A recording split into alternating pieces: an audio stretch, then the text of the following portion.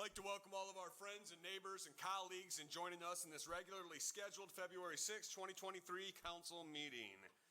As you come in tonight, which would be to my right, to everyone else's left, when you walk through those doors, there's a desk. There's a sign-in sheet on that desk. If you're a guest with us tonight, please sign in. City Clerk, can I have a roll call, please? Councilmember Morrissey. Here. Palladino. Here. Pratt. Sharp. Here. Soha. Present. Stuccio. Here. Veer. Here. Wolfram. Here. And Mayor Stockford. Here. We have 8 present, Mayor. Thank you, Katie. We'll move into approval of agenda items. City Manager or any members of council have any changes to make to the agenda tonight?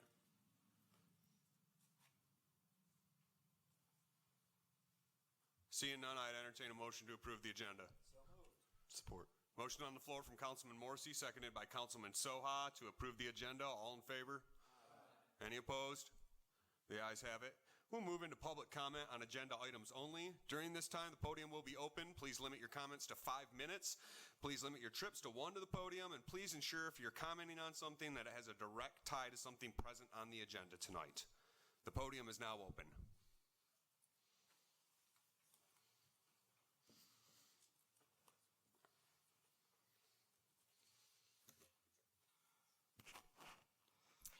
Good evening, and thank you for the invitation, Mayor Stockford. My name is Jean Heisey. I live at 157 Budlong. Some of my neighbors and friends in our neighborhood started with the idea that we would do our neighborhood this Christmas season in luminary lights. Once we started talking about it, the idea grew like kudzu. And now we are working with the entire city being involved in a night of lights, the first Sunday night in Advent, which would be December the 3rd. I've handed you a piece of paper. We've gotten a lot done. I'm not going to read it all through for you. But this is a very popular thing in the United States. In fact, it started in what is now New Mexico as a tradition to light the city and paths so that Mary and Joseph could find the stable. Well, needless to say, they have found it, but it still is a wonderful celebration of the Christmas season. We are in the process yet of beginning the promotion in early October. We have a professional artist who's going to be doing all of our design. The hospital is on board fully, and we're working with other major organizations. The good news that we received this afternoon, that Galsner's Hardware is going to be a supplier of the bags and the lights and the sand. If you're not familiar, luminary lights, they're just a paper bag about this high with a light in it. Can be a candle or a battery-operated light secured in kitty litter sand, and you line your driveway, your yard, whatever. You can go online and find many illustrations of how that looks. You would begin Sunday evening around 5 o'clock until the lights burn out or you turn them off. We have found out that through our discussion with Don Gurman at the bank that he has contacted someone in Jonesville, and possibly Jonesville will do it the same night that we are doing it. So what I'm asking you, members of the council, if you will work with your wards and get them involved. We will have posters printed. We're going to have cards a little bit bigger than a business card you can hand out. They'll be at businesses, but we're going to make it very easy for you to broadcast this. And we also have someone who will do all the social, Facebook and all that stuff. I have no idea what that is. Anyway, we have some very fine gifts to help cover our printing and our advertising, which are 2 expenses. We already are working on an account with the Community Foundation. They're very excited about helping us. And but here's the deal. When you want a movement to start, big gifts are important, but it's the small gifts, the happy gifts from the community that really keep a tradition going. $5, $10, $25, this flow of the gifts from the members of the community, those are the gifts that keep a tradition going from year to year. I just happen to have a stamped envelope for each of you, and an envelope you can give to somebody else. So anyway, if you have questions on this, I don't want to go past my timing. You've still got a minute, Jean. Oh, I do. I have yeah. Terrific. Let's see. We're going to distribute promotion at the farmers market. Maybe go to the county fair. Ask, are you a Hillsdalian? Here's a card. We'll have posters all over town. We've got volunteers under the accomplishments. We've got a lot of work done here. And we want to begin in early October so that people can purchase their supplies and be all ready for the first night of Advent, which is December the 3rd. That must take up my minute. All right. You're pretty close. Thank you, Jean, so much, and we really appreciate your initiative on this. I'm really excited about it. I did, after we initially talked about it, I did look up, did some web surfing, and it was really beautiful displays. So it's going to be wonderful. It's stunning. You'll have people coming in your forget Halloween when everybody comes to your neighborhood. You'll have a flow of cars just to come to see the lights. And as far as I know, we're the only city in the area that will be doing this. Thank you ever so much. Thank you, Jean. The podium's still open.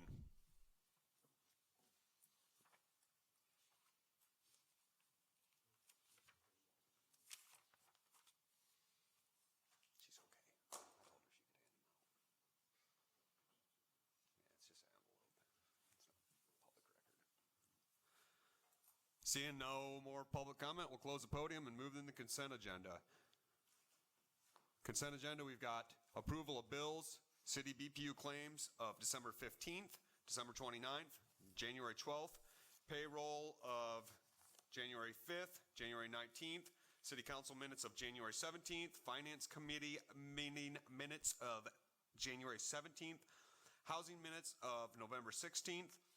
Those TIFA minutes are actually from November 23rd, not the 15th, but we'll change that.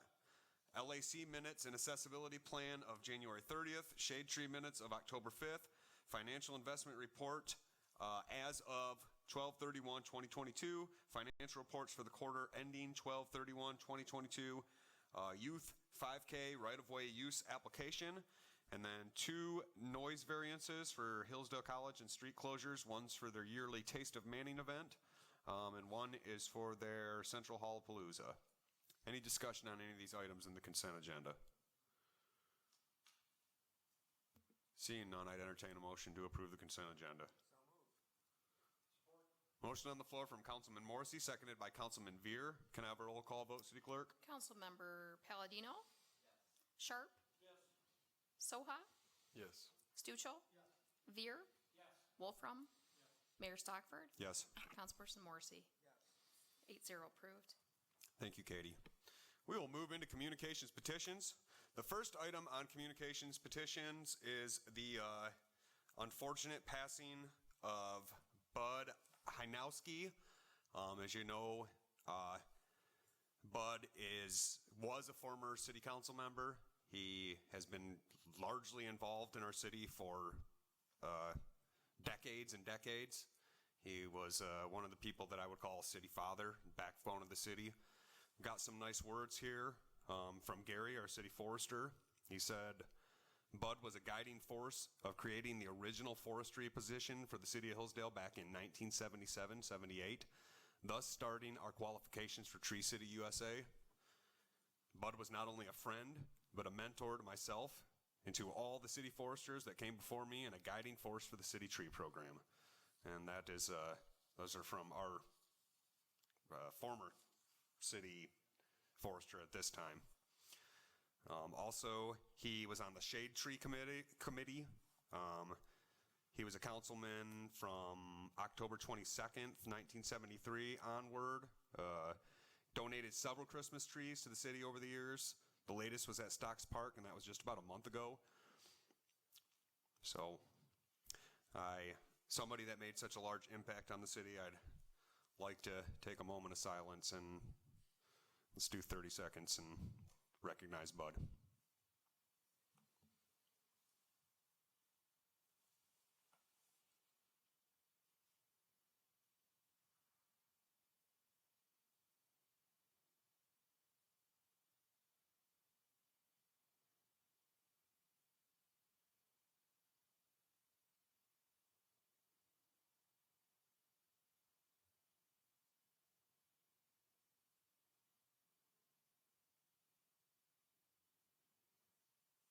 Thank you, everybody. Any questions, comments?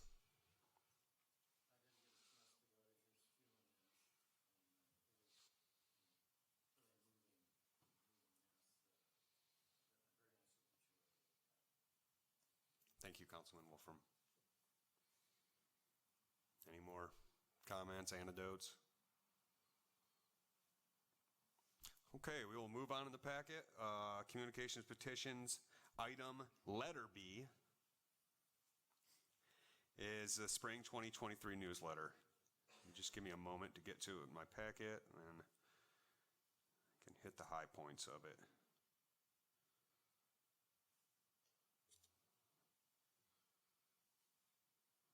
Okay.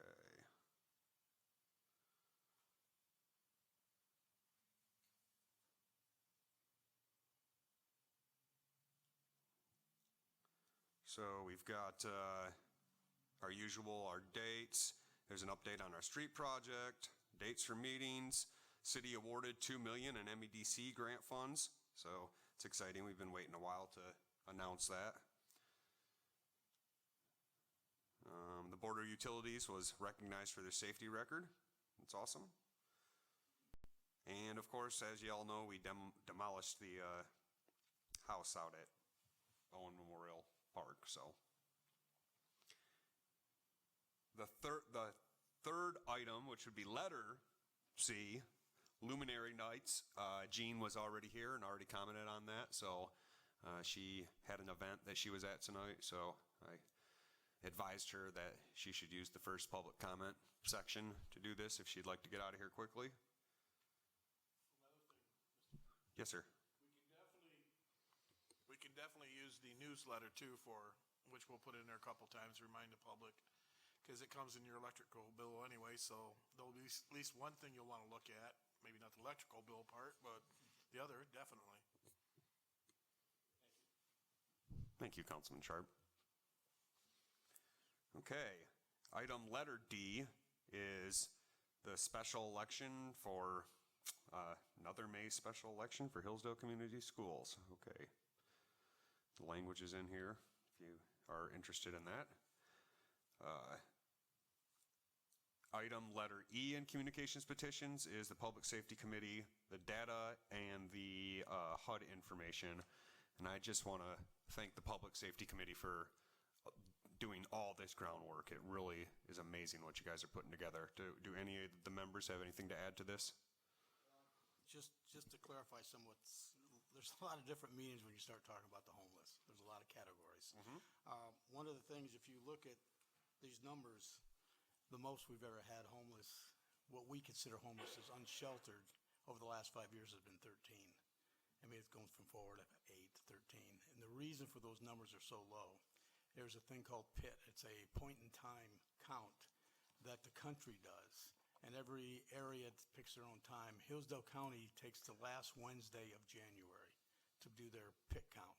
And that's when they actually go around looking for people sleeping in cars, sleeping in tents, abandoned buildings, and that's the number they come up with. So even though there are people in emergency shelters or, foster care is considered homeless, those are counted separately. So as far as the Community Action Agency, we have a very, very low number. But again, that is a count once a year. So like right now, if we went out and went for a walk, I'm sure we'd find more than 4 or 5. So I just want to let you know where those numbers come from. Thank Now, you. with that, I didn't bring it, but I got a stack like this of the overall count. If you want to know sex, you want to know ages, you want to know all that stuff, they have all that data there. But that constitutes everybody that's in emergency housing, temporary housing, all of that. And the Community Action Agency is the gatekeeper. So anybody going into those programs, they're the gatekeeper. They keep track of who is in what type of emergency housing. So if you have any questions on these numbers or whatever, I'll be glad to answer them. I just don't want to. Any questions for Councilman Stuchel?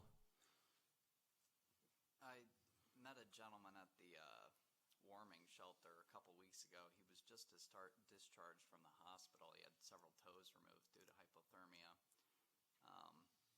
Still didn't want to go anywhere, but he lives in a lean-to, which doesn't have any heating. He buys the pads as well as the propane tanks for sort of impromptu heating. Would someone like that, who is technically under a roof, right? I mean, it's not registered in any way. It's not considered, that wouldn't be considered a dwelling place. Okay. That's emergency type, that's not they would count that in the pit count if they found them. Okay. So am I reading this right, that there were 80, this data that you have here, there's 85 homeless in 2021 in Hillsdale? That counts everybody. The true homeless, what we consider unsheltered, I'll find it here. We had, in 2017, we had 4. 2018, we had 8. 2019, there were 3. 2020, there's 13. They did not do a count in 21 because of COVID. They didn't want to team people up in cars and work closely together, so they did not do a count. And then in 22, they had 0. They actually didn't find any. But on that particular day, that's when we had the vortex. It was 30-some degrees below 0 on that particular day. So they didn't find anybody that was outside. Okay, so run that by me again. So the numbers that are on the data from HMIS, which is those numbers Yes. there. Those are people in emergency shelters, foster care. Okay, so they're not necessarily homeless. No, If that's they're in correct. emergency- if That's they're in correct. emergency That's shelter, correct. there's not counted as That's correct. Well, they're counted as homeless, but it's temporary housing. It's emergency housing, but they're not out in the streets. Okay. So the 85 are homeless, but the ones that are actually out on the streets are 3. Correct. Okay. Correct. And then they've talked about the couch surfers, for example. Let's say there's a family in Camden Frontier and their home catches on fire, and they move in with grandma in Reading. The child is homeless.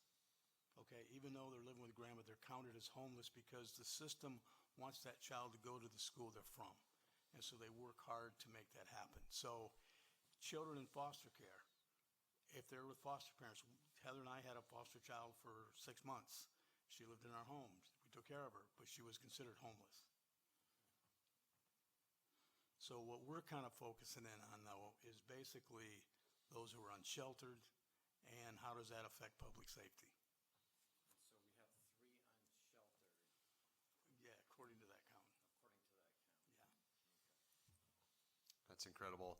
It's really impressive that you're doing all this research to cut through, and really just what you've presented to us tonight really highlights the kind of failing of the bureaucracy in The this. 3 of us committed, we'd have numbers for you by the 6th at this meeting. And then the 14th, the 3 of us are meeting with the task force The that you task put force. together with the Community Action Agency. So Yes. we're going to meet in their office, so there's, so we can really get a definition, what's this data tell us, what's it look like? Because we're going to be questioning them on these numbers. We know darn well they're higher than this. Absolutely. So how do they count for that? What do they do for that? What do we need to do for that?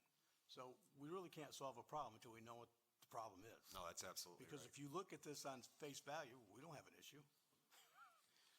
I mean, if you looked at it on face value, Yeah. you'd say that. But we know with the community, the citizens come before us, hey, what are we doing about this? Yes. So, Well, I don't know if you guys saw, as long as we're on the subject, that that Key Opportunities, who we have representatives on homeless task force, they purchased the Jonesville Eagles property, and what's that? Yeah, yeah. And their whole purpose for that is to do what would be like small homes, tiny homes, very, very affordable, bare minimum price to be able to afford that. So that's one way that I know of one nonprofit in the city that's trying to tackle one part of this issue, not our part, but it's and I happen to know also that there's another organization that's a city organization that's also going to be doing something. They haven't announced it yet, so I don't want to announce it here, obviously, but that are going to be doing something similar. So I think with our task force addressing the public safety aspect of it, and with those organizations addressing the housing, if we can just get some key players to start addressing the mental health aspects of it, then maybe we can do something here that is different than what has been done in other places. And one myth I would like to share that I learned, again, I'm taking other people's word for this, but there's talk that different counties ship people to different areas because of the support they have. According to the people I was talking to, that does not happen. You may get one or two people come here because grandma lives here or Aunt Betsy lives here, but people just, arbitrarily being bused from one community to the next doesn't happen. There is one county nearby that the agencies have a problem with because the sheriff's departments, when they find anybody in the rural area, they'll bring them into town and drop them off. Yeah. Because there's no support whatsoever in the country. So, and these numbers also are county numbers, not Hillsdale numbers. Yeah. However, they will tell you most people are in the city. That's where the support's at. Well, yeah, of course. I mean, they're not going to be, if they're out in the woods camping and living off the land, then they're probably not much of a problem for anybody else either. No. So, but these are county numbers. Really interesting stuff. Councilman Morrissey. Do you know what the trend line means? In other words, it was building up and then it dropped off. Well, part of it dropped off two reasons. One, because they didn't do a count in 21. I mean, mostly across the country they didn't do it. And COVID was another issue where they. Because it goes 80, And just the first set of numbers, it's 80 in 2017, then up 178, 269, Yep. and it drops off in 2020, and in 2021 it's 85. And what they told me, the federal government threw so much money at this to keep people isolated. There was a lot more money put into the homeless situations to keep everybody isolated, so that number dropped like a rock. That's why. But, well, just, Look at it, I know, what we've got to work with. yeah. I agree with you, Bruce. I But mean, we'll continue to systematically peel this thing back, so. That's why I asked about the trend, because the numbers may be wrong, but the trend is probably right. Yeah. I was talking to someone yesterday at the CCA, and they were saying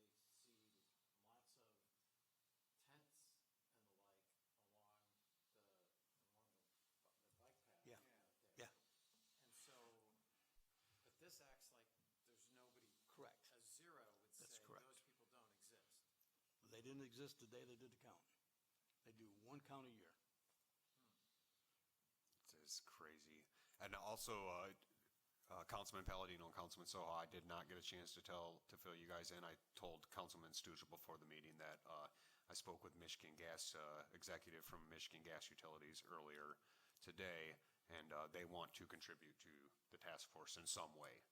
So we need to figure out what that looks like, but they've got properties that are being affected by the issue, and they want to see what they can't do to help. So I will be having lunch with this gentleman sometime after the first homeless task force meeting, so I would invite you three to join me. And one of on the that. things, so council's aware, we, with Mr. Mackey's assistance, we did have a meeting with Tom last week, and we're looking at different ordinances that, could be effective as well. So it's not just a homeless situation. The intent is public safety. I mean, we're not trying to tailor our resources to one group of people. I mean, we have a whole citizenry here that we want to protect, and everybody can enjoy our parks and our linear paths, and other people are taken care of, and everybody is safe. That's absolutely right. Any more questions, comments? Thank you, Councilman Stugel. Okay, we'll move on in the packet, communications petitions to item letter F. It's a letter from Mr. Jansen. He, basically, it's what his public comment was at the last meeting regarding Mr. Lippincott. So, any questions, comments on any of these things? Councilman Sharp. On Ted's letter, I don't agree with him. I think we should have a person there. It doesn't always, his head doesn't bobble the way they want it to bobble. I think you should always have a different opinion from somebody, whether they agree with it or not. You've got 15 people on that committee. You're going to have 15 different opinions.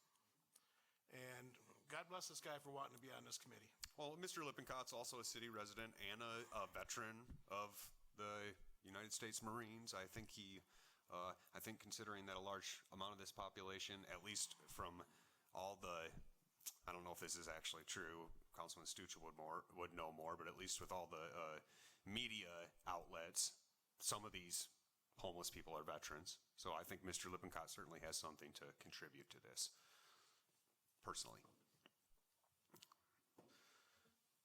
Any more? Councilman Palladino. On the May election, is there any way the city can put pressure on the school board to try to move these in line with the regular primary or general? The turnout in the past three I've looked at have been 14.8, about 13, and then around 12 back in, I think, 2017. Don't get me started. And it's always on an off year, so I understand that we're reimbursed, but just as a public input, democratic, we want a significant portion of the population to weigh in on these things. They're passing, with 7-8% of the vote, with 14% of registered voters. So that means 5% of eligible voters are approving a 5-year millage. I don't know what we can do, but it sounds like their funding would expire before the 2024 general election, if I read it correctly. So I'm wondering if they could do a 1-year renewal and then regularize it with the general elections. Do we have any say in this? We don't have any say in that. This is an old trick to get millages to pass, to put them on off-year spring special elections, and it seems to work 90% of the time, and I think it's unfortunate, but the people to talk about it is the state legislature, who could change it with a simple vote, but they have not addressed it thus far. Yeah, it wasn't just a couple years ago we didn't have special elections, and we used to have 4 elections a year, availabilities in March, May. Then the state legislature changed that, so you could only have it in May, August, primary. Yeah, I mean, they could pass a law that said no millages unless they were on general elections or at least primaries. But I mean, I'm not an election specialist, but yeah, I mean, you're preaching to the choir. I've been complaining about this for a long time. It's democratic on its face, but when you only have a small percentage of the population, half the time people don't even know the elections are happening. And it's not everybody's fault that people aren't that engaged, that they're not participating in elections, but I still don't, it's always rubbed me the wrong way. I see you got your light on there, Councilman Sharp. Just a little history lesson. Jonesville High School. Take a look at that beautiful school there. It passed by 1 vote, and it was an off-time election. And a lot of people, they kept trying to push it, and it failed. So the one time it passed, a bunch of my friends that didn't vote on it complained, and I asked them if they voted, and they said no, and I said, why are you talking to me? You had your chance. It passed by 1 vote, and now they're paying for that school. So don't ever think something's going to slip in because they had their own ways of coming around on you.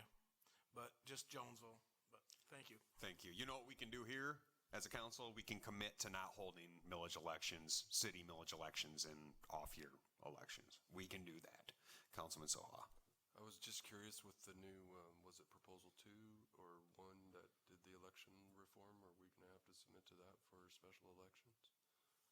Our clerk can answer that.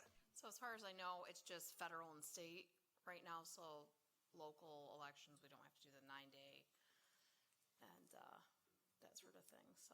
I know Katie's really excited about Yeah. the I'm ramifications ecstatic, of guys. Proposal 2. Yeah, but I I will say though, with absentee voting and that sort of thing that we send out, we do have more engagement, with the special elections too, so the numbers are increasing there. Okay. Any more comments on any of the items in communications petitions? We will move on then to introduction and adoption of ordinances, public hearing, amendment to zoning ordinance. Man, I'm just a mumbler tonight. 36-40. Alan?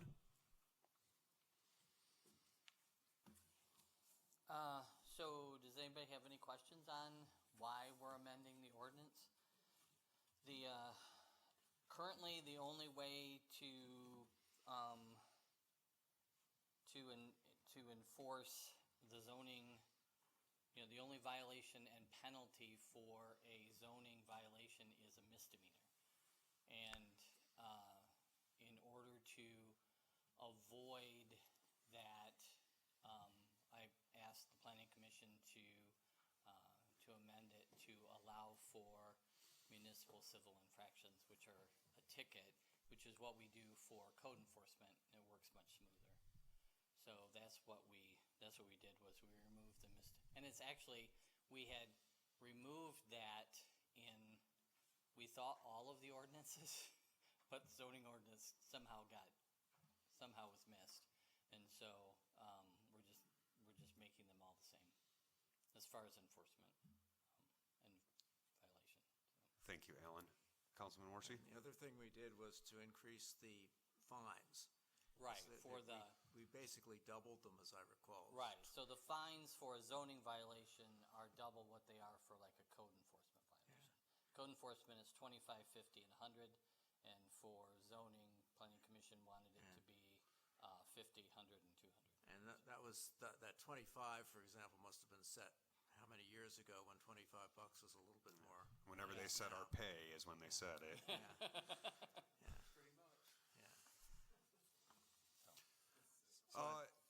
So anyway, we did recommend that to the council. No, I think it's definitely a smart move. So is this if somebody has a zoning violation, this is a one-time fine, or if they don't remedy it, we do the fine again? Yeah, so if with the first ticket, they don't abate the violation, then I would give them a second ticket. That would be the double, and then a third, and then if that didn't work, then we would take them to court. Okay. I just want to make sure. Which is what we do now with code enforcement. I just want to make sure our violations aren't cheaper than our variances, because then what use is it to get a variance? So, any questions for Alan? Thank you, Alan. No, Councilman don't walk Sharp. away, Alan. I'm just going to give an example of someone that put a fence up. Well, you know who I'm talking about, and yet the fence still is up there. And there's two violations with that fence. One is the sidewalk. It's over probably 6 foot tall, and it's only, I think it's 3 foot's the requirement for the front fence, or 4 foot. For a front fence, it's 4 feet. Okay. For a side yard and rear, it's 6 feet. Okay. What I'm talking about. They have to be, but it has to be. So for every foot of height, it has to be that many feet off of the sidewalk. So that's the second violation. So for the first violation is he put up the fence without a permit. Correct. The second violation is that it doesn't meet the ordinance as far as where it was placed. Okay, because I know that's an issue he's been having going, and hopefully we can now put a little more teeth into this and get these things taken care of, because it's a beautiful fence, I'll say that. But I put a fence up, I had a fence put up, and I followed the rules. Had Alan come over with his little thing and measure everything out, say, yeah, you're a good boy, you can do it now. And a couple months later, I'm sitting in my backyard looking, and I see this fence, and I'm thinking, when did this go up? And of course, about 2 days before actually, I had already sent him a notice about 2 days before you called me. So yeah, I probably saw it about the same time that you did. Beautiful fence, but there are rules. But we definitely have to give you some more power. That's for sure. Thank you. Thank you, Councilman Sharp. Any more questions? Does this change the standard of evidence that's required to convict them if it goes to a hearing? I was reading about that for the Michigan law, but I couldn't find it about the Yeah. localities. Yes, it does. If something is a misdemeanor criminal offense, it's a criminal offense, and the beyond a reasonable doubt standard would apply. You also theoretically could go to jail for having violated the zoning ordinance if it's a misdemeanor. If it's a municipal civil infraction, it's just fines and costs that are assessed. Plus, the court can actually enter an order requiring you to bring the property into compliance. They can't do that in a misdemeanor action. And the standard it goes to a formal hearing instead of a trial, which is always in front of just a judge. And the standard or burden of proof that the city has to meet there is slightly more than preponderance of the evidence, but it's less than beyond a reasonable doubt. So the standard is slightly less than it would be if it were a misdemeanor. But it streamlines the whole process. Yeah, that concerns me somewhat. I mean, some of these zoning violations seem like they're bordering on misdemeanor infractions. I mean, they're putting health and safety at risk, right? So, in a sense, you're giving more power to yourself, but also downgrading what the actual offense is.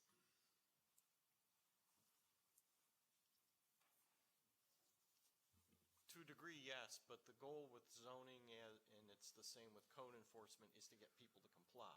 Right. So you can write misdemeanor citations all you want and have people go to jail, but there's nothing that the court can do in the context of that to make them comply. Whereas in a municipal civil infraction matter, the statute that provides for those as penalties specifically authorizes a court, in addition to, one, assessing fines and costs, two, allowing the municipality to gain its costs of prosecution up to an amount of $500, and it allows the court to enter a specific order akin to an injunction saying, one, you got to stop doing whatever you might be doing now that's in violation of the ordinance, or you have to do things affirmatively to correct the violation, and if you don't, the city can come in and fix it for you and charge it against your property as a special assessment, so it goes on your taxes. So that's where the flexibility to actually get compliance comes from that you don't have if it's a misdemeanor. So you can only punish the person in a misdemeanor. You can't actually correct the wrong. Right, if you have a misdemeanor offense and you want to correct it where you have it as a criminal offense, the only way that we can get an order requiring the person to comply would be to file a petition in the circuit court and ask the circuit court judge as a separate lawsuit to require the person to be in compliance. Here, you can do that simply by issuing a municipal civil infraction citation. It does seem like ideally you would have both options on the table and you would be able to use the misdemeanor charges when it does rise to the level of true negligence of public health and safety. But the circuit court is just too bogged down to actually hear these in a timely manner. No, it's a matter of the circuit court can't do anything about it if it's a misdemeanor to make them comply. Okay. So you have to kind of pick which one you want. Right. It's either a misdemeanor or it's going to be a civil infraction. Okay. Jeez, yeah. Any more questions? Thank you, Alan. Entertain a motion to approve the ordinance. Support. Motion on the floor from Councilman Orsi, seconded by Councilman Soha to approve the amendment of the zoning ordinance. All in favor? Any opposed? The ayes have it. All right. We'll move into old business. Public hearing for confirmation of final special assessment rolls. I don't see Kim, but council received plans for proposed street improvements to be partially funded by special assessments at a meeting held February 21st, 2022. An opportunity for all interested persons to be heard was given. At that time, council adopted resolutions 3489 and 3490 establishing these two districts and directing the work to be completed. City engineer tallied the final cost of the project, forwarded them to the assessor. Certification on the final assessments to be confirmed by council. The breakdown for each district is below. Total cost for 2205, $241,000, 535.19 cents. 22.6 is $726,818.08. City policy for street improvement special assessments adopted February 15th splits the total cost of the project 50-50 between the city and the adjacent property owners. Limits the per parcel special assessment to no more than $5,000. You guys know all this. The proposed final special assessment rolls and assessor certification are attached hereto. So we need to set a public hearing for confirmation of special assessments districts 2205 and 2206 for 7 p.m. on February 20th, 2023, which would be our next meeting. So do I have a motion to set a public hearing for final confirmation of the districts for February 20th, to place the assessor's report on and roll on file with the city clerk, to direct the clerk to publish notice of the public hearing in the Hillsdale Daily News once per week for 2 consecutive weeks, and to direct the assessor to mail notice to affected property owners as required by MCL 211-741. Motion on the floor from Councilman Sharp, seconded by Councilman Veer. All in favor? Any opposed? The ayes have it. We'll have a public hearing at the next meeting. So we'll move into new business. Item A, budget amendments for fiscal year 2023. And this is a resolution. Let me get to it in my packet.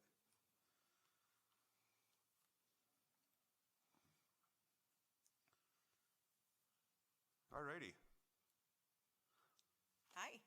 Go All ahead, right. thank you. So we have our quarterly budget amendments for this quarter, and we just have a few this time. We have the Municipal Streets Fund, which we sold bonds in November of 2022, and this is the municipal streets portion of that. And for them to spend it, we have to amend the budget for that. So it's a revenue and it's an expenditure. They equal, it's an in and out. The library fund has a small budget adjustment. They received a grant in June and didn't have time to buy the equipment they need, so they want to reappropriate that. It was a donation for, I believe, some technology. So, and then for airport improvement, they had a mower failure and were able to find something much cheaper and used. And so that's what they spent on that mower. So just a few budget amendments for this quarter. Thank you, Karen. Yeah. Any questions for Karen? No questions? Thank you, Karen. Thank you. Entertain a motion to approve the budget resolution. So moved. Support. Motion on the floor from Councilman Soha, seconded by Councilman Veer. Can I have a roll call vote, City Clerk? Councilmember Sharp? Yes. Soha? Yes. Stucho? Veer? Yes. Wolfram? Mayor Stockford? Yes. Councilperson Morrissey? Yes. And Palladino? Yes. 8-0 approved, and that's resolution 3530. Thank you, Katie. We'll move on to new business. Item B, set a public hearing to declare 61 South Howell Street a public nuisance. Alan, I see you're still here, but this is just to set the public hearing. Do you have any information you think we need to know before we go over it next week or next meeting? Really, just the fact that the house is it had a catastrophic structure fire back in October. The homeowners unfortunately had no homeowners insurance, and they've done nothing with the property up to this point. And so, because of a number of complaints by, understandably, by adjacent property owners, and the fact that the owners, in spite of the fact that I've left voicemails and sent letters, have not had any actual communication with, I'm asking council to set a public hearing to declare it. It must be contagious, to declare a public nuisance. Okay. Wow, I what a shame. included pictures and some other things, so. Yeah, I know the property owner here. I'm surprised. What a shame, though. That's terrible. It is, especially considering the timing of, I guess it was in November, not October, but considering the timing. Any questions for Alan? Yep. Councilman Sharp? I've drove by there since we've gotten this in our packet 3 times, and it is a safety issue, especially with all those windows on the lower floor, doors wide open. I mean, we've got to deal with the homeless thing, but we don't want to deal with raccoons, dogs, everything else that's going to be in that house. So I feel bad for the family losing their house, but I keep insurance on my house. I mean, I'm not judging them for their thing, but it's just, this is a safety issue, and it's something we have to address. And hopefully the next meeting we'll be able to address this. Thank you. Thanks, Councilman Sharp. Any more questions for Alan? Entertain a motion to set a public hearing for February 23rd, 2023. Motion on the floor from Councilman Sharp, seconded by Councilman Stuchel. All in favor? Aye. Any opposed? The ayes have it.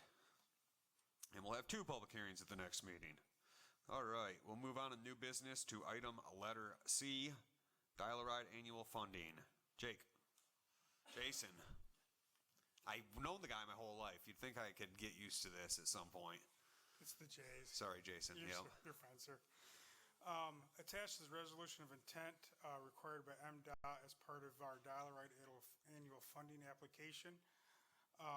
You'll see in the resolution of intent for the 23-24 fiscal year that our budget is a little higher than last year. Couple of things. Our state cost share was down about 3%. Our operation costs are up because of wages, fuel, tires, repairs, etc.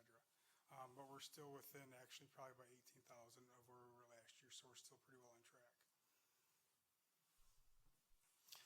Okay, thank you. Any questions for Jason?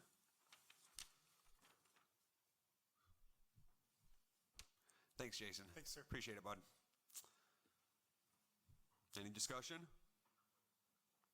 Motion to approve the resolution as presented? Motion on the floor from Councilman Morrissey, seconded by Councilman Sharp. Can I have a roll call vote, City Clerk? Councilperson Soha. Yes. Stuchel? Beer? Yes. Wolfram? Mayor Stockford? Yes. Councilperson Morrissey? Palladino? And Sharp? It's 8-0 approved. Resolution 3531. Thank you, Katie. We'll move on to another resolution, MDOT ARPA Agreement Hillsdale. David. Thank you, Mayor. So this has to do with the Hillsdale Airport. Received notice a few weeks back that some additional ARPA funding for airports came through. With each agreement that MDOT sends our way for the airport, the council has to pass a resolution accepting the funds. So that's what this resolution does. The funds total about $22,000 and will help offset our expense at the airport. Previously, we used these type funds to offset our personnel cost at the airport. So I would ask that council approve this resolution. Thanks, Dave. Any questions for Dave? Entertain a motion to approve the MDOT ARPA agreement. So moved. Motion on the floor from Councilman Soha, seconded by Councilman Stuchel. Can I have a roll call vote, City Clerk? Councilmember Stuchel. Veer? Yes. Wolfram? Yes. Mayor Stockford? No. Morrissey? Palladino? Sharp? And Soha? 7-1 approved. Resolution 3532. Thank you, Katie. All right. Moving to miscellaneous reports. We've got no proclamations. We've got one appointment to the Election Commission, and that's Mr. Michael Hendershot. Mr. Hendershot was on the Board of Review before, so he's served on committees before, and he wants to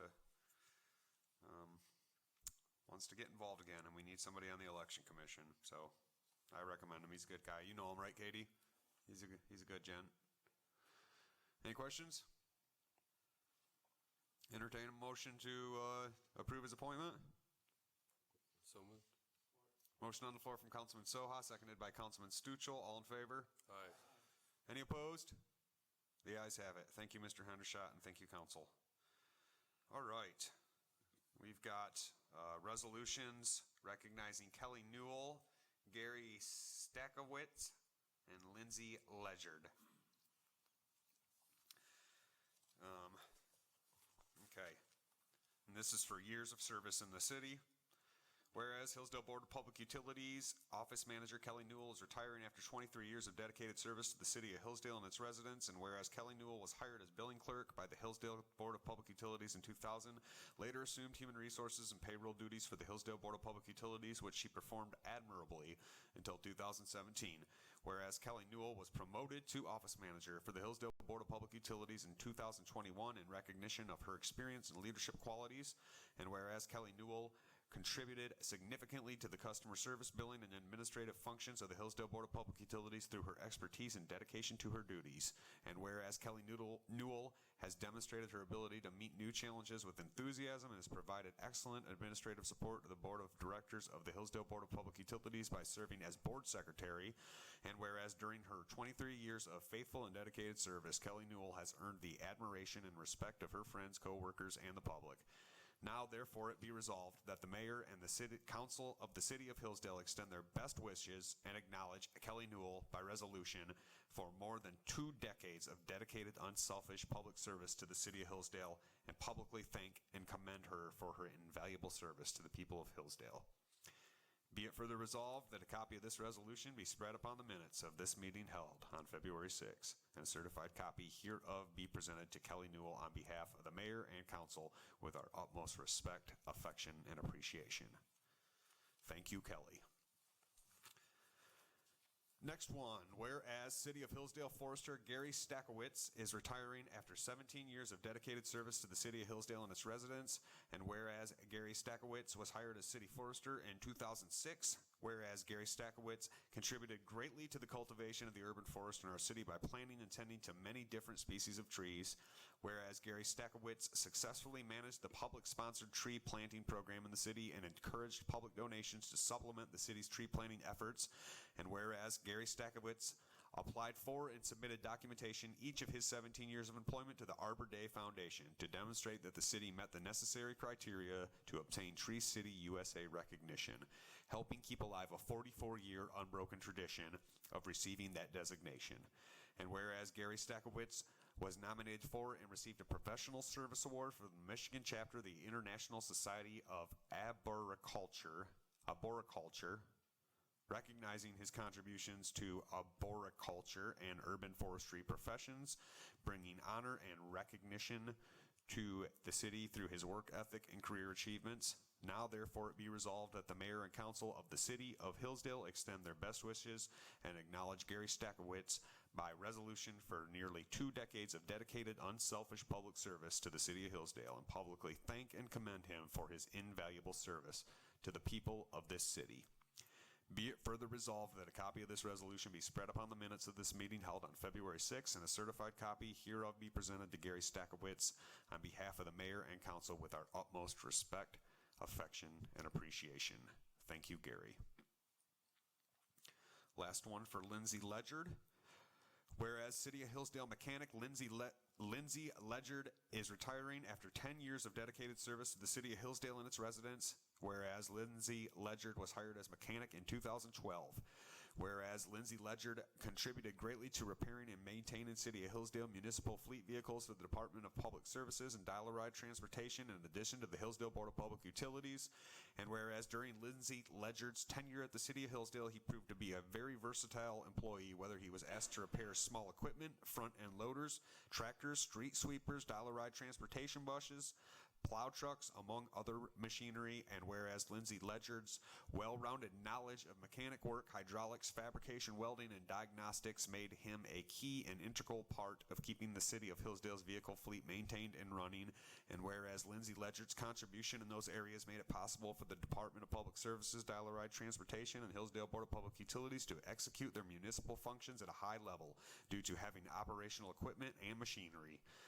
Now, therefore, be it resolved that the mayor and council of the City of Hillsdale extend their best wishes and acknowledge Lindsay Ledgerd by resolution for the decade of dedicated, unselfish public service to the City of Hillsdale, and publicly thank and commend him for his invaluable service to the people of this city.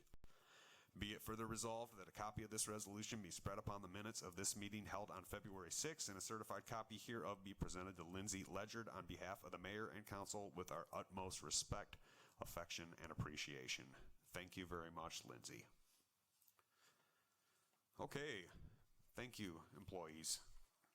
Your service is appreciated. We'll move into general public comment. During this time, the podium will be open. Please limit your comments to 5 minutes. Please limit your trips to 1 to the podium. And during this time, you can speak on anything your heart so desires. Podium is now open. Thank you, Council. Doug Ingles, County Commissioner. I have an email that to read. It's from Bob Flynn, current president of Hillsdale Kiwanis. He writes, in case you haven't heard the news, member Bud Heinowski died last week. He was 96 years old and attended both weekly and board meetings right up till his death.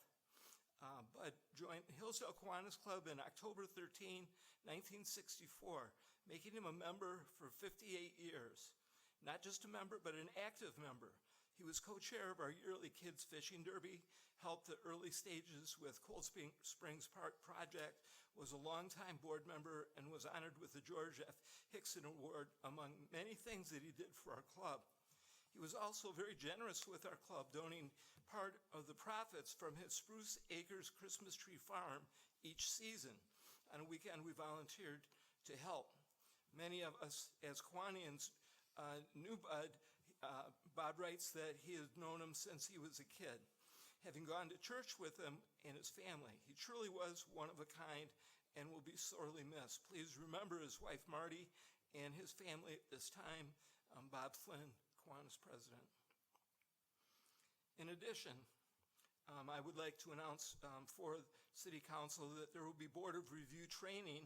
The Hillsdale County Equalization Department will be hosting a Board of Review training class at the MSU Extension Office on Wednesday, February 22nd from 6 till 9. Please sign up through the Equalization Office at the county office building. Also, you may have noticed that there's some construction being prepared for the courthouse. You may have seen some scaffolding that has been in place. What a project. I'm just here to tell you. I'm the facilities director and representative from the county commissioners, and it's just amazing the detail that is coming into this project. They're finding damage that has been done that has not been seen because it's been under gutters and under roofing that is being taken away. It's 125 years of not being taken care of that we're dealing with. And there are change orders in the future. It's a very expensive project. Thus far committed $9 million plus. It'll end up being more than $9 million. It'll be very beautiful when it's done. And as a commissioner, I get asked quite frequently, why in the world would you spend that much money? And why in the world would you be committed to such a project? The answer comes from when I was on council and as mayor. There was a movement at one time to move the courthouse out of the city of Hillsdale into the Care Drive area. And I remember some of my mentors, city fathers, if you will, Bill Nash, Ed Sumnar, Grant Baker, that were very vocal and very convincing on why the courthouse should be in the city of Hillsdale in the center. It's the heart of our city. If we were to remove that, you're ripping the heart of our community right out of the center of our city. And so that is part of the mindset that I bring as a commissioner when we talk about these projects. And the project that I've been, it was my first project as a new commissioner that I started running with that project. And as I've gone, I've learned many, many things about the history of that building as well. It's on the National Historic Registry. We've tried to find a variety of alternative funding. It's very difficult to find that. Mrs. Wolfram was on the task for a period of time, and and still is if we're able to find. But typically, the funding that we're able to find is for the arts, it's for recreation, it's not for facilities. So we're having to spend the money that did come from our ARPA funds to finance this project. We'll be having to find other alternative funding as well in order to complete the project. But right now, with the scaffolding in place, you can see that the project is well underway. And it will continue. The prediction is, hopefully, if weather is good by the end of summer, early fall, the roof and the replacement of stone that needs to be repaired and block work that needs to be replaced will be done, and it'll be a completed project, hopefully by fall time. So that completes my report, and I'm happy to answer any questions if you have any questions. But thank you very much. Thank you, Commissioner Ingalls. Anything for Doug? I do. Yes, good. This is to you to pass on to the county commissioners. I want to ask about the roads. Christmas night was one example. Driving on US 12, it was a sheet of ice. There was no salt on that road whatsoever. When I got to the Branch County line, their road was dry. And I've drove that road for 5 years. I go at 3 or 4 o'clock in the morning to go to when I worked at Clemens. It was always an adventure to get out of Hillsdale County and to get into Branch County that I knew I was safe. I know you guys are trying to cut your budget and save money any way you can, but to put people's lives in danger, that road that night was 40 miles an hour was top speed, and that was even scary. We need to consider keeping our highways safe because the old saying, and I've heard it many times, you can tell when you're entering or leaving Hillsdale County by the roads and the conditions. So that's something you need to take back to your people at the road commission or the county and ask them, why do we not salt the roads like Branch County, Jackson, the rest of them? Because you can tell the difference when you're driving. Sure. And that's a question I have for you, and I would hope you would be able to give me an answer on that. I know we're trying to save money as much as we can, but people's lives were in danger that night. Thank you. Okay, so I can answer some of your question. I certainly can't answer all of your question. As an applicant for the road commission, you certainly know that the road commission and the board of commissioners is separate. The board of commissioners have no oversight on the road commission. Now, you are talking to the commissioner that is a liaison between the road commission and the board of commissioners. And certainly I will take that, your concerns to the road commission on Thursday when they meet. And certainly the public is welcome as well to give them their feedback. And they do listen and they do address and answer questions as they're presented to them. So I appreciate your concern, and I certainly will take it in to their meeting, but do realize as well that the budget is their budget. It's separate from the county board of commissioners budget, which is the general fund of Hillsdale County. So That's true, and the biggest thing is the only time they usually get called out if it's a house fire or something, or there's accidents, and then they'll call them out to salt the roads.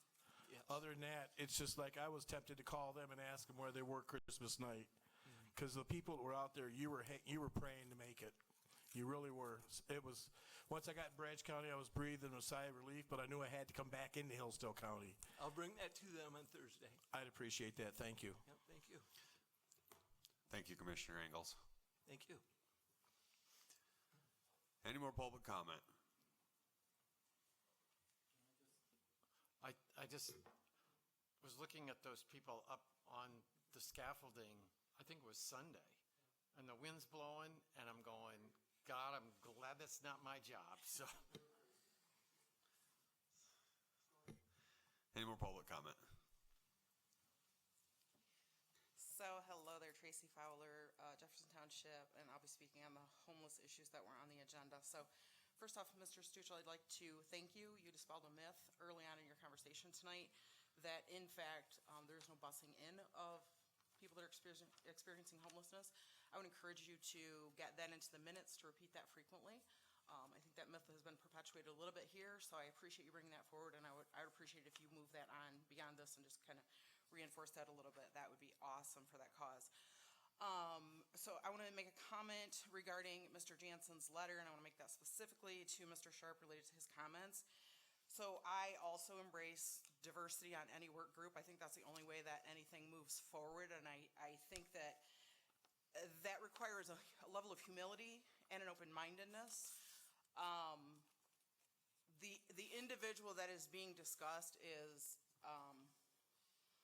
we can call him a member of the community, whatever we want to call them. He's a grad student that really probably doesn't work as a Marine washout, so we can call him whatever. He is the worst of what the city could offer on any commission.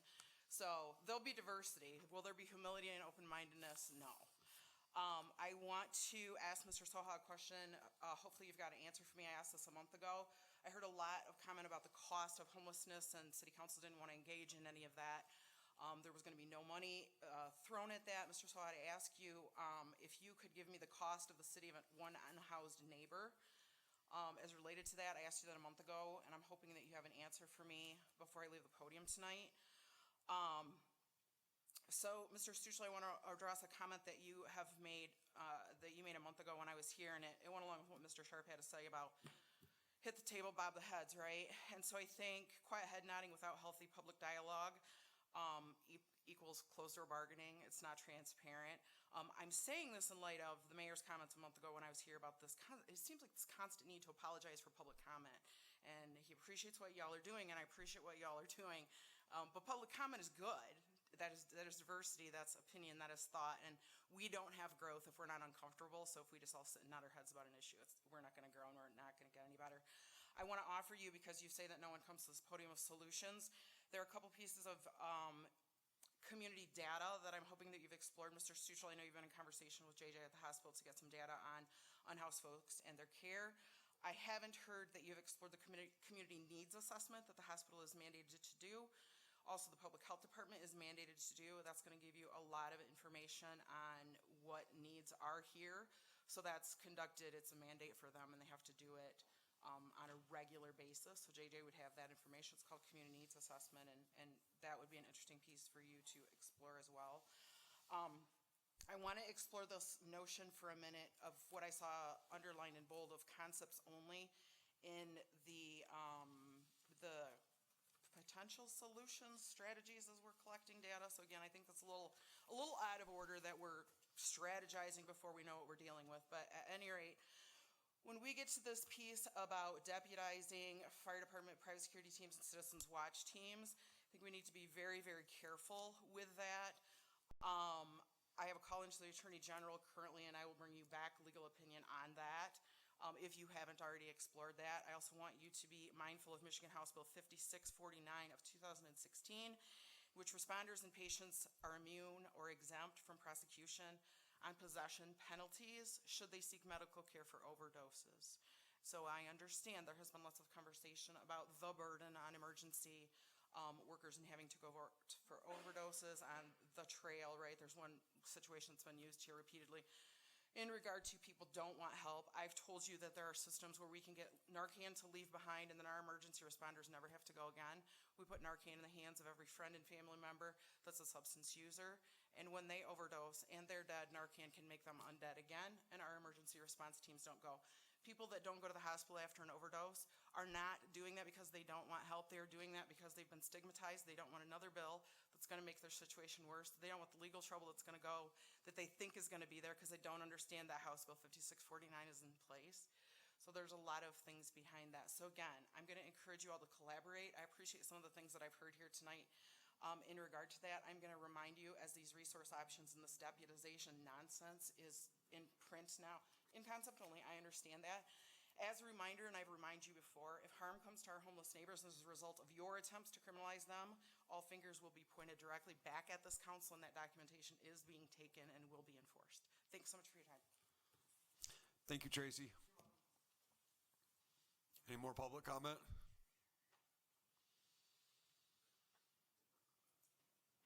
Seeing none, we'll close the podium. Move into the city manager's report. Dave. Thank you, Mayor. Just a few things to mention tonight. This will be in the next council packet just for advertising as well on social media and other media outlets. But we have rescheduled the New Year's Eve event and titled it Winterfest. It's set for February 25th from 1 to 5 p.m. at the Hillsdale High School. At the event, and it's a free event, there'll be an ice skating rink, an alpine tubing slide, horse and carriage rides, face painting, caricature drawing, photos with Edwin the Penguin, and food and refreshments will be available for purchase. But that will be at the Hillsdale High School, so that in the event of inclement weather, we can still hold the event, which is what causes the problem, New Year's Eve with the rain and such. So that is coming up on February 25th, and we'll be promoting that. At our next meeting, we'll also be talking about two agreements. This has to do with MSEPA and the Board of Public Utilities. As some of you might have seen, there was a recent article that came out this past week about MSEPA and some of its members not being able to commit to their capacity requirements that are part of our energy requirements from the Michigan Public Service, Committee,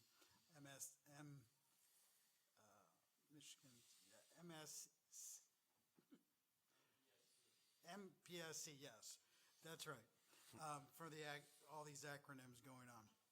But, so we had to file, as a group, our capacity requirements, and you do this on a 4-year basis. And 3 of our members could not commit to capacity resources to meet their needs. Hillsdale was not one of those members, but as part of that, and we've talked about this with the council before, and the Board of Public Utilities has talked about it pretty in depth, is what we call the Power Secure Project. And that is basically, we'll be looking at 2 locations, one by the current engines and one in the industrial park, which we will be setting up behind-the-meter generation facilities that, in the case of transmission lines or an emergency, Hillsdale will actually be able to produce enough power to power the entire city. And I know that's been part of the council and mayor's concern, as well as the BPU board. So those agreements with AMP, who will be facilitating the construction of this project, will come up at the next meeting to further that project. So also, the Westwood project is out for bid. So the bids will be coming back, and that date is February 28th. So the hope is that after February 28th, a contractor will be selected. The first meeting in March will go to the BPU board, because this entails water and sewer projects as well. And then the second meeting in March will come to council with a recommendation from the BPU board and staff regarding that contractor, and have additional information regarding the timing of that, the project starting and other things. As the mayor indicated in the newsletter, the $2 million grant that is also underway as far as putting together the bid documents, that is about a month behind, so that will actually subsequently come in the month of April for that award. One of the nuances there is because it goes through MEDC, they require you submit all the engineering documents to them first, and then they give you the go-ahead, and then you can put them on the street. So that being said, that puts that project for bidding about a month behind, but our intent is to have that ready to bring to council in April.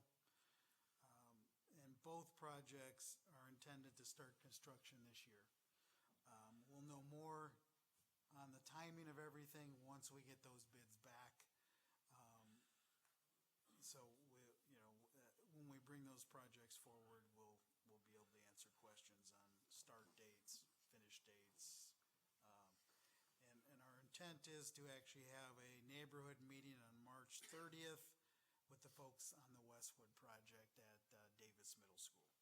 So that'll be scheduled. is scheduled, so that'll be the date to meet with all the residents. And I think there's about 90 in that special assessment district. Bring back by me on the $2 million, and that's a MEDC grant that, Yes. and we're waiting for them, or how is that, what's the work there? Before we put the engineering documents on the street, they have to go to MEDC. It's a community development block grant is what the funding is. But we have to send them all the documents. They look them over and give us the go-ahead to submit it to contractors, yes. And that should go out here in the next, or be going to them, I think it's tomorrow is what the intended plan is. Lastly, as we've read with Kelly Newell's retirement, just want to make everyone aware that Kelly LaPresto has moved over to replace Kelly Newell at the BPU as the office manager over there.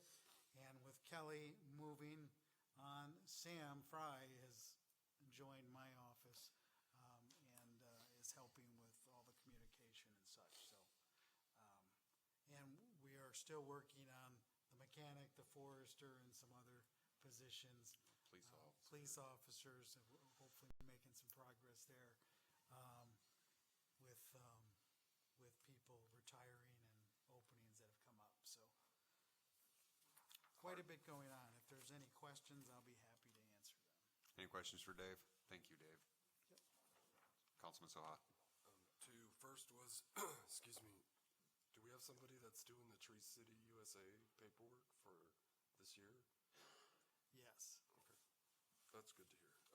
And then I did have, I'm glad to hear there's a public meeting for the Westwood project. I did have a member, and I spoke to you about this, but I just wanted to make it public. Could you speak to how the engineering drawings were done, kind of what we were doing? And Sure. So there was, Mr. Soha, our Councilman Soha received a question from a resident in the area that was asking about the plans for the Westwood project. Those actually were funded primarily through the ARPA funds we received. The engineering on that project was about $150,000. So those funds came in handy being able to use them for that. Otherwise, we would take away from the actual hard construction. That being said, so we had a third-party engineering firm, Manick and Smith, I believe, that did those engineering plans, and then our internal engineer, Kristen Bauer, reviewed them with staff and her, and submitted comments, and they've, worked through them all before we got to actual putting them on the street for construction. So it's not a fly-by-the-seat-of-your-pants process. This is actually, professionally prepared engineering diagrams and such that our contractors are bidding off of and whatnot. And I believe the list of contractors that those plans were being sent to were probably 8 to 10 big firms that could actually do that work in an appropriate amount of time. thank you. Any more questions? Councilman Veer? David, on that $2 million grant, is some of that money going to be used on that Westwood project? The $2 million grant is specifically for 75 water valves that are frozen and inoperable within the system, and then there's a certain amount of sewer main. I don't believe they cross over, but we do have a match, so that project's about $2.9 million. And so we get $2 million from the grant, and then water and sewer departments are paying the additional. And some of those monies are coming from the bond proceeds because they were split between the roads, water, and sewer. Any more questions for Dave? Thank you, Dave. Good info. Council comment. Anybody have anything? I got something I wanted to mention to you guys. Early enough to mention it. I don't know if you guys remember last year, a 3rd of July parade. controversy swirling around it, which is something that should never happen in a parade. And I believe the year before, a little less controversy, but there was still some controversy. So in preparation for that, I have asked Mr. Mackey if it would be okay, and I'm asking council right now as well, if the city ourselves were the host for the Patriot Day, 4th of July celebration, whatever you guys want to call it. I would like this year, in anticipation of eliminating, because as you guys know, the Republican Party controversies and such rage on, and my hands aren't clean completely on all that stuff, but it's most certainly not something I want coming to the city, and it did last year. So in anticipation of that, I would like the city to be the host for the 4th of July parade this year. I think we would see greater participation, and I think if we just get the tourniquet on it right now and say we're not accepting applications, we're going to do it ourselves, it would be a bigger, better parade with more community and business involvement, and then we don't have to deal with anybody bringing anything to us saying, well, our application was in first, or we're the ones that did it last year, or so. What do you guys think? I mean, yeah, it's a good idea. Okay, good. That's one less thing to worry about. Councilman Sharp. It's my turn to congratulate you on two things. Oh, thank you, Councilman Sharp. Getting married and little one on the way. Yes, sir. And she'll be a Democrat. Oh. Likely. Thank you, Councilman Sharp. Means a lot. Any more council comment? Motion. Motion on the floor from Councilman Sharp, seconded by Councilman Morrissey to adjourn. All in favor? Any opposed? The ayes have it. This meeting's adjourned.